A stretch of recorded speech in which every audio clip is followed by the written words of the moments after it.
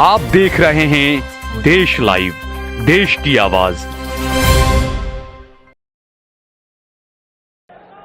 मैं देख रहा हूं इस चुनाव में हर चरण में भारतीय जनता पार्टी के खिलाफ गुस्सा बढ़ता चला जा रहा है।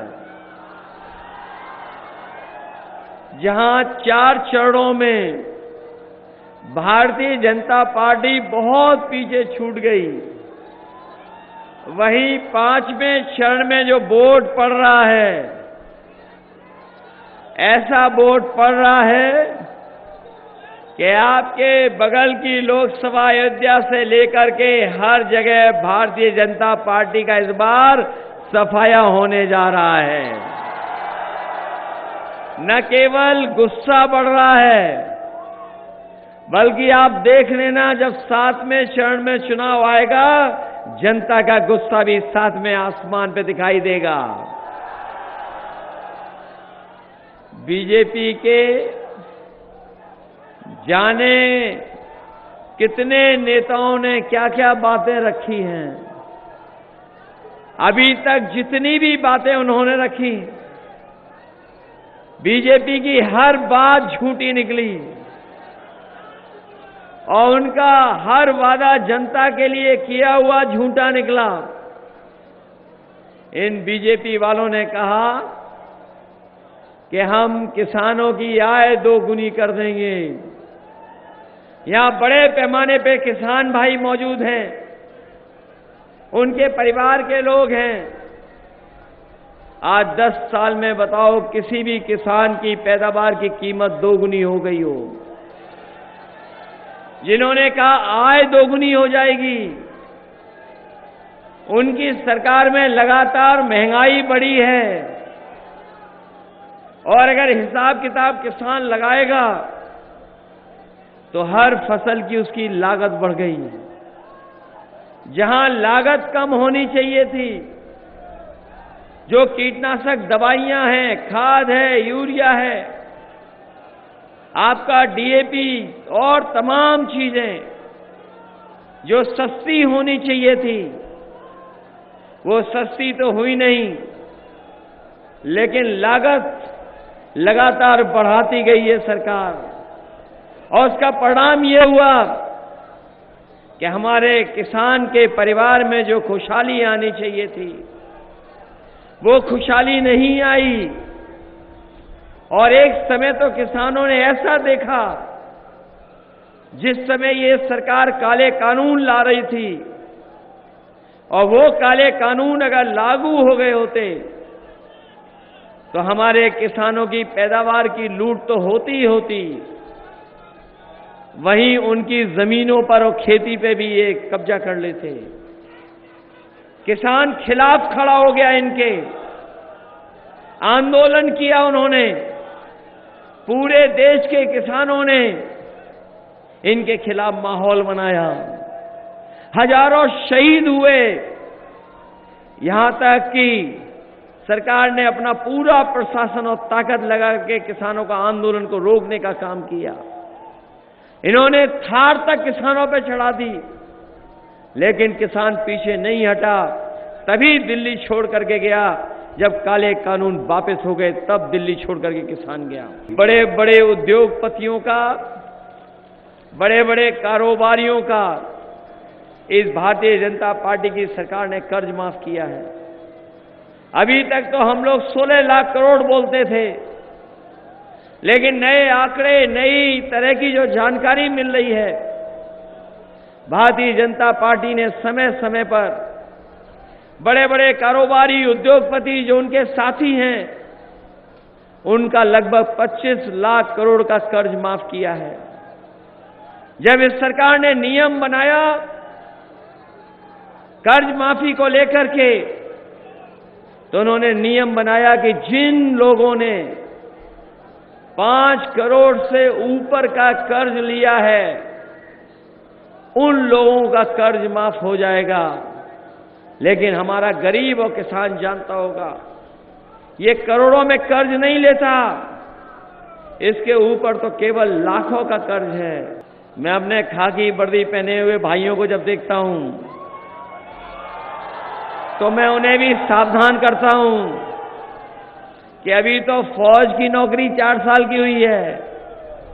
ये बीजेपी वाले सरकार में आ गए तो खाकी वर्दी पहनने वालों की नौकरी 3 साल की कर देंगे। जब ये बात मैं कहता हूं तो प्रेस के लोग मुझसे सवाल पूछते हैं कि आप ये कैसे कह सकते हैं। तो मैंने जवाब में पूछता हूं कि बताओ, क्या एयरपोर्ट बिकने से बेचने के लिए आपको पता था? क्या एयरपोर्ट एक दिन बिक जाएंगे? क्या हवाई अड्डों के बारे में पता था कि बिक जाएंगे? क्या हवाई जहाज का पता था बिक जाएंगे? बंदरगाह का क्या पता था कि बिक जाएंगे?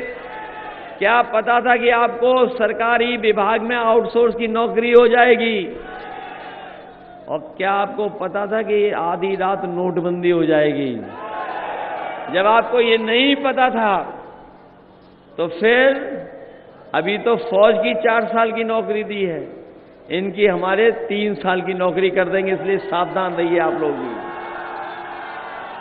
सावधान है कि नहीं है? और पहले तो बोरी में कितनी चोरी की इन्होंने? पहले 5 किलो और अभी फिर कितनी चोरी कर दी? अब कुल मिलाकर कितनी चोरी हुई है बोरी से? कभी सोचा ये बोरी की चोरी कहां से सीखे? इलेक्टोरल बॉन्ड के बारे में आपने जान लिया होगा। कोई कंपनी नहीं छोड़ी जिससे इन्होंने चंदा न वसूला हो। हम और आप लोग अगर किसी की मदद करते हैं, चंदा देते हैं तो हजारों में देते हैं, कोई ज्यादा संपन्न है तो लाख में दे देता है, लेकिन कोई करोड़ और 1000 करोड़ में नहीं देता है। इन बीजेपी के लोगों ने जबरदस्ती करके ईडी, सीबीआई, इनकम टैक्स का डर दिखा करके इन्होंने बड़े बड़े उद्योगपतियों से चंदा वसूलने का काम किया। और जब से इलेक्टोरल बॉन्ड की जानकारी जनता को हो गई, तब से भारतीय जनता पार्टी के लोगों का बैंड बज गया है। ये सामना नहीं कर पा रहे हैं। क्या इनके पास कोई है रास्ता जो बता सके कि इलेक्टोरल बॉन्ड जो लिए उन्होंने ईमानदारी से लिए हैं क्या? जहां ये चुनाव हमारे आपके भविष्य का है, वहीं ये चुनाव हमारे आने वाली पीढ़ी के भविष्य का भी चुनाव है। इधर ये लोग नारा दे रहे थे 400 पार। बताओ अब क्या हो गया इनके नारे को 400 पार के? ये बाद में समझ में आया कि ये 400 पार क्यों बोल रहे थे। हमारे साथी लोग जानते होंगे, लोकसभा में जो चुन करके आते हैं कुल मिलाकर के 543 लोग होते हैं, 543। और अगर 400 पार का नारा दे रहे थे तो बताओ 400 पार के बाद कितनी लोकसभा के सांसद बचे? 143। इस बार याद रखना, बीजेपी को 140 करोड़ देश की जनता 140 सीटों के लिए भी तरसा देगी। इन्होंने हमें और आपको झूठ बोल करके वोट लिया कि नहीं लिया? क्या कहते थे? डॉलर और रुपया, कि डॉलर नीचे जा रहा है कि डॉलर ऊपर जा रहा है? बताओ, और डॉलर कहां पहुंच गया है? जो लोग विश्वगुरु बनाने की बात कर रहे थे, जो विकसित भारत बनाने की बात कर रहे थे, बताओ हमारा भारत कहां पहुंचा दिया इन्होंने? आज दुनिया में भारत बहुत नीचे पहुंचा दिया। इसलिए अपने साथियों को कह के जा रहे हैं, प्रेस के साथियों को, कि 4 जून के बाद मंत्रिमंडल तो बदलेगा ही बदलेगा, ये मीडिया मंडल भी बदल जाएगा। बीजेपी और बीजेपी वालों के पंडाल आप पता कर लो, खाली हैं। उनके पंडालों में नहीं है जनता, उनके पंडालों में बैठ रहे हैं विभाग के अधिकारी कर्मचारी एक कपड़े बदल करके बैठ रहे हैं आजकल। जनता सुनने नहीं आ रही उनकी। ये बीजेपी वाले लोग जो हैं, कभी कभी बुलडोजर से हम लोगों को डराते हैं। क्या बुलडोजर में दिमाग होता है क्या? अगर बुलडोजर में दिमाग नहीं होता है और कभी स्टीयरिंग पे आदमी बदल गया तब क्या होगा? और हमने तो यहां तक सुना है कि कुछ अधिकारी अपनी सीमाओं से बाहर जाकर के समाजवादियों को परेशान कर रहे हैं।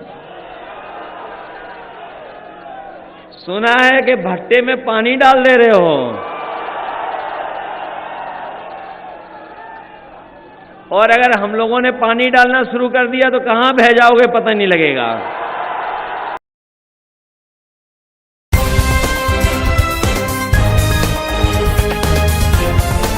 देश और दुनिया की तमाम छोटी और बड़ी खबरों के लिए हमारे चैनल को सब्सक्राइब करना न भूलें और बेल का बटन जरूर दबाएं।